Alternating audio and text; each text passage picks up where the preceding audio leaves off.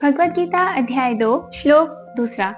अब यहाँ से श्री कृष्ण अर्जुन को मोटिवेट करना चालू करेंगे। अब यहाँ से श्री कृष्ण अर्जुन के हर एक सवाल का एक एक कर कर जवाब देंगे।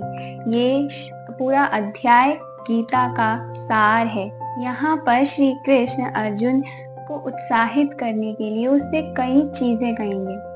तो वो इस श्लोक में अर्जुन से कहते हैं कि हे अर्जुन, तुम्हारे मन में ये मोह आया कैसे?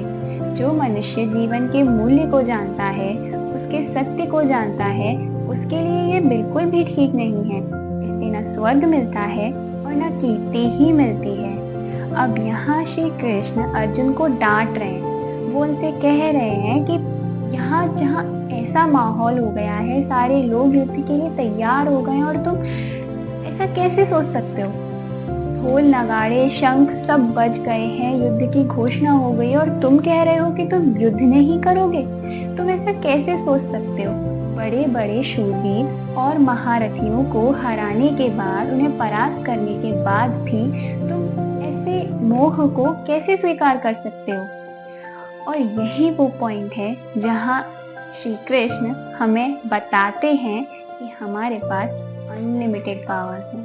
तो अब ये बात तो तय है कि यहाँ पर अर्जुन हम लोगों को ही सिंबलाइज कर रहे हैं, यानी कि यहाँ श्री कृष्ण जो जो बातें अर्जुन को संबोधित करते हुए कहेंगे वो और कोई नहीं, हमें ही कहेंगे। यानी कि वो हर एक गीता के श्लोक में हमसे बात कर रहे हैं और हमें इस बात को समझना चाहिए।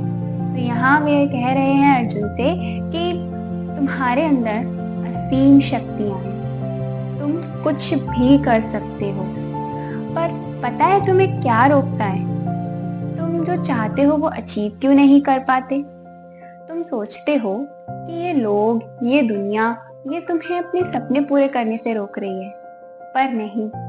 सच ये है कि वो तुम ही हो जो खुद को लिमिट कर रहे हो। तुम नए चैलेंजेस एक्सेप्ट नहीं करते, तुम नई नई चीजों को ट्राई नहीं करते इस डर से कि तुम हार जाओगे।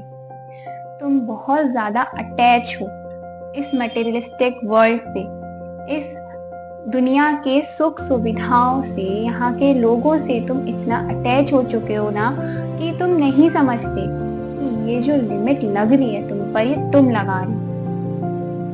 तुम डरते हो सच्चाई का सामना करने से और हार जाते हो खुद से, नहीं कर पाते कुछ, दोष देते हो औरों को, पर ये नहीं समझते कि वो कोई और नहीं, तुम ही हो जो खुद को रोक रहे हो।